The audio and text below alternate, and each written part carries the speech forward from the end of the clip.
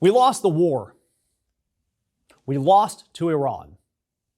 And yet Pete Hegseth had the gall to stand at the Pentagon podium and declare the War of Epstein Distraction, Operation Epic Fury, a historic and overwhelming victory.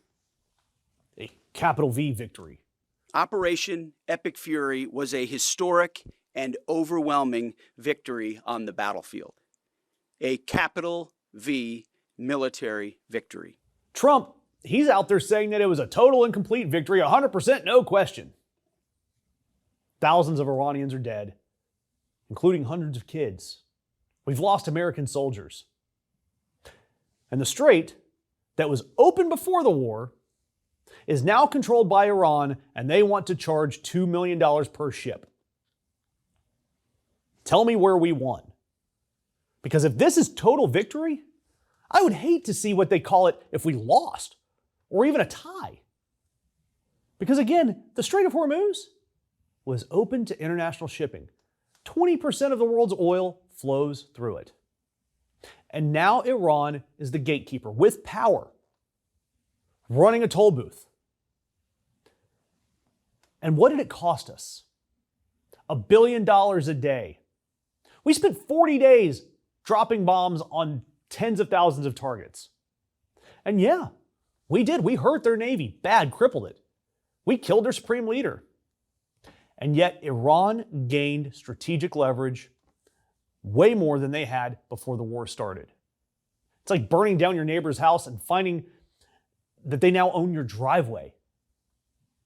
And I want you to think about something too. Think about the Obama plan.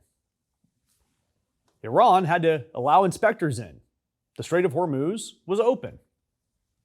Their uranium was capped. And now, it's not. Iran is in a better situation than they were when the war started. Anything that we did to them, they can replace, they can rebuild. Any success we had, it's reversible. Yet their control of the strait, that's not, because they are going to hold on to that. Why would they ever give it up? It is their biggest leverage. It's some of the biggest leverage you have on the globe. And this ceasefire that Donald Trump declared, it fell apart within hours. Because Israel said there was a loophole, saying it didn't cover Lebanon and it didn't cover Hamas. So they killed 250 plus people and Iran closed down the strait again. We may never see oil drop back down to pre-war levels. Think about that. You may forever be paying $4 a gallon in gas because Donald Trump didn't want you thinking about the Epstein files. Every time you buy your groceries that were shipped on a truck, every time you heat your house, that bill is high because the president started a war for distraction. And then he declared victory so many damn times when there was none that you can't undo the damage. And you are now paying a war tax at the pump, whether you support it or not.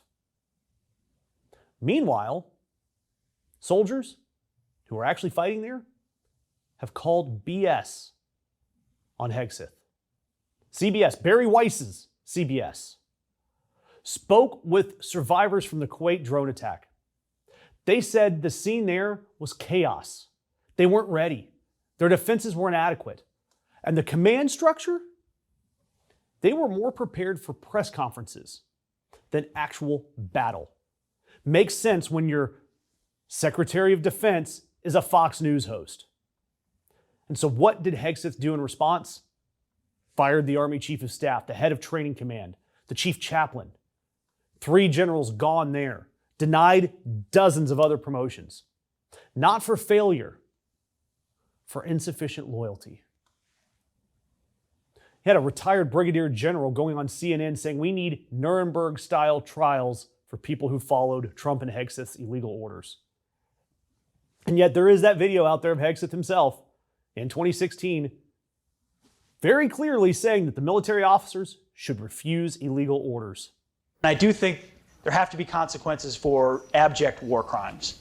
If you're doing something that is just completely unlawful and ruthless, then there is a consequence for that. That's why the military said it won't follow unlawful orders from their commander-in-chief. There's a standard, there's an ethos, there's a belief that we are above what so many things that our enemies or others would do. That's the same Hegseth who just fired generals for not being loyal enough. The same Hegseth that is now facing his second impeachment effort since Trump took office. And yet we have American soldiers who's lost their lives. And their families deserve more from a defense secretary than a guy who cares more about ending wokeness than the safety of their sons and daughters. Instead of their safety, they got a Fox News host playing dress up at the Pentagon. We have got so many more stories, and we put content out 7 days a week.